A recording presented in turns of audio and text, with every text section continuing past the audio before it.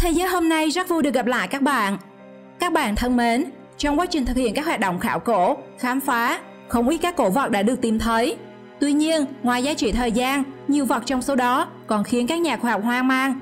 Bởi đến nay, mặc dù đã dày công nghiên cứu, còn với khoa học kỹ thuật hiện đại, nhưng người ta vẫn chưa tìm ra được lời giải thích hợp lý cho sự hiện diện và kỳ lạ của chúng. Muốn biết những đồ vật đó là gì? Các bạn hãy cùng Thế giới hôm nay khám phá trong video 9 cổ vật đáng sợ nhất mà con người tìm thấy được.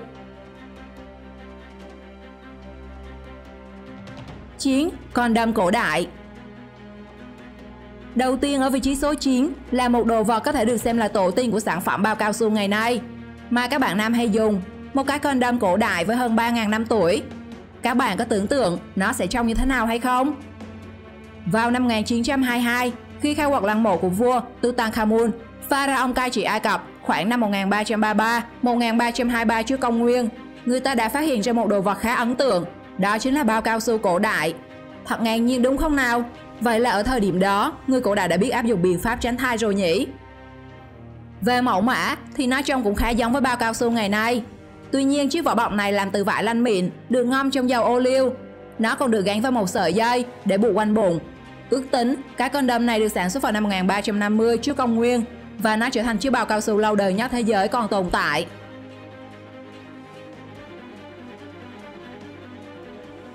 8. Cốc Lycurgus.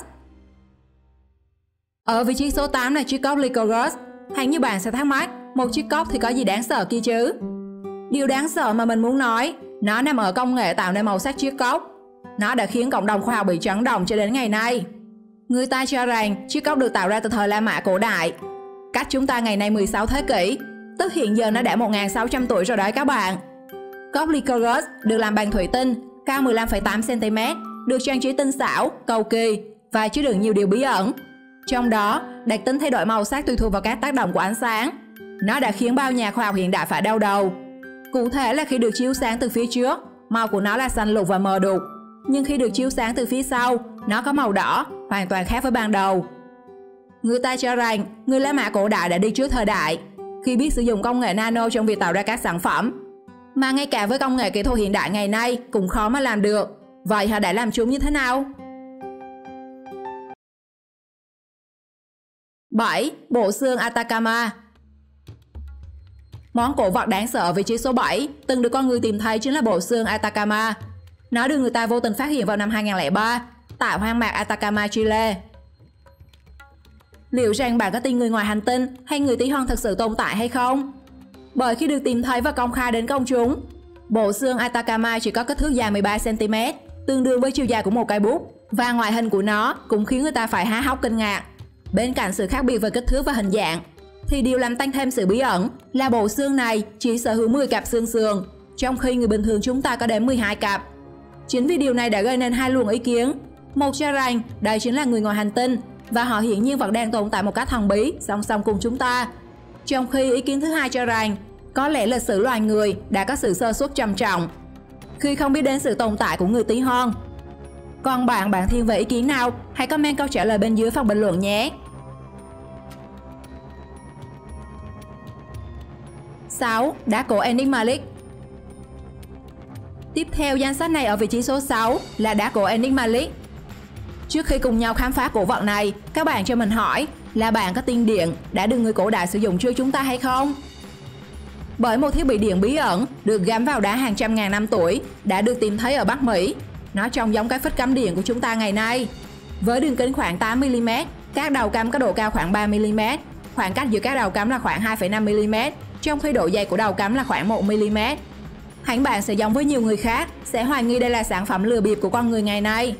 Tuy nhiên qua nghiên cứu, hòn đá có niên đại lên đến 100.000 năm. Nó được cấu tạo từ đá granite rắn, thạch anh, feldspar.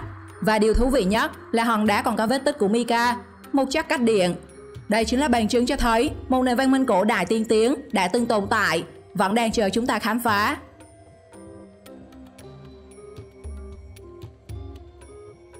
5. Lloyds Bank Coprolite.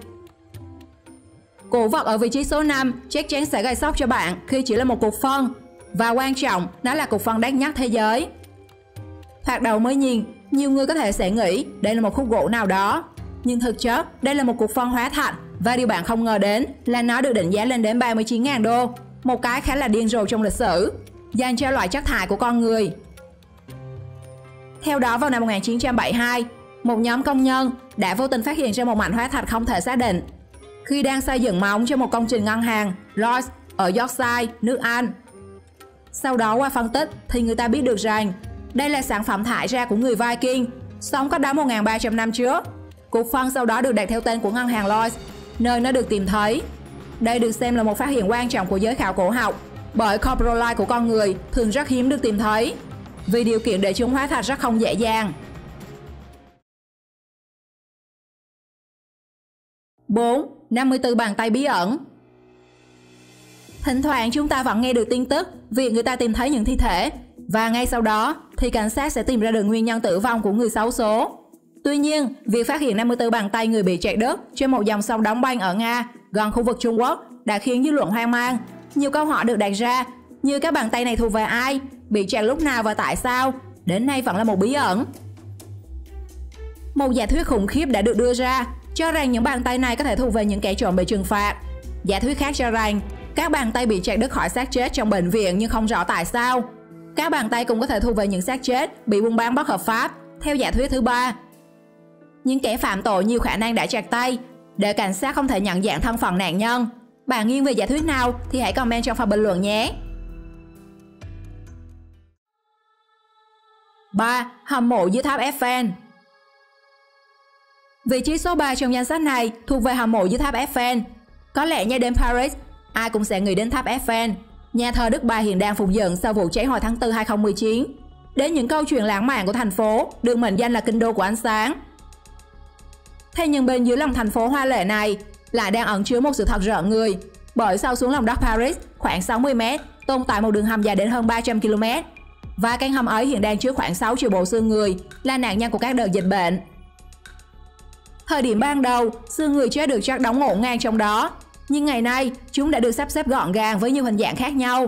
Người ta đã dùng một phần nhỏ của hầm mộ để làm nơi tham quan cho khách du lịch. Từ đây, nhiều câu chuyện đáng sợ về linh hồn người đã khuất, cũng như không hiếm các hiện tượng kỳ lạ đã xảy ra xoay quanh hầm mộ siêu to khổng lồ này.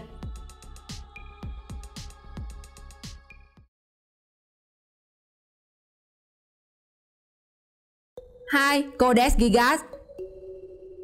Kinh quỷ dữ là cổ vật giữ vị trí số 2 trong số những cổ vật đáng sợ mà con người tìm thấy. Codex Gigas trong tiếng Latin có nghĩa là quyển sách khổng lồ.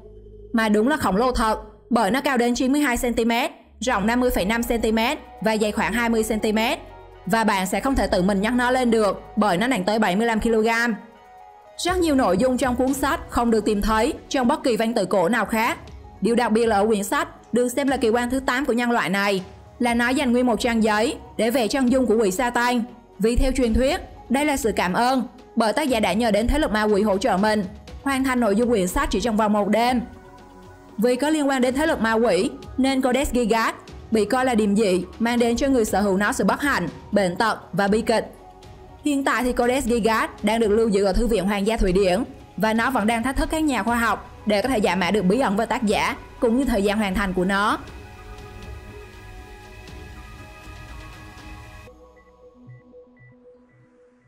Một, hồ Lost Lake. Cuối cùng ở vị trí số 1 là hồ Lost Lake, nằm ở bang Oregon của Mỹ. Được hình thành khoảng 3.000 năm trước, hồ luôn tràn đầy nước vào mùa đông, nhưng đến mùa hè nó trở nên đáng sợ khi mà toàn bộ lượng nước trong hồ đều mất đi một cách kỳ lạ. Chắc các bạn sẽ thắc mắc nước trong hồ đi đâu về đâu, và câu trả lời là giữa hồ có một chiếc hố rộng khoảng 1,8 m. Chính nó đã hút hết toàn bộ nước trong hồ một cách khó tin, giống như kiểu nước bị rút trong bồn tắm ấy. Có người từng ném thử các vật xuống dưới chiếc hố để xem có lấp được miệng nó và ngăn được sự thoát nước hay không, nhưng tất cả đều thất bại. Nó giống như một cái động không đáy, không chỉ có thể nuốt chửng lượng nước trong hồ, thậm chí nó còn có thể nuốt bất cứ thứ gì nếu không may rơi vào miệng nó. Đến nay thì các nhà nghiên cứu vẫn bó tay chấm cơm với hiện tượng kỳ lạ này. Bạn nào có thể giải thích được thì hãy comment cho mọi người biết nhé.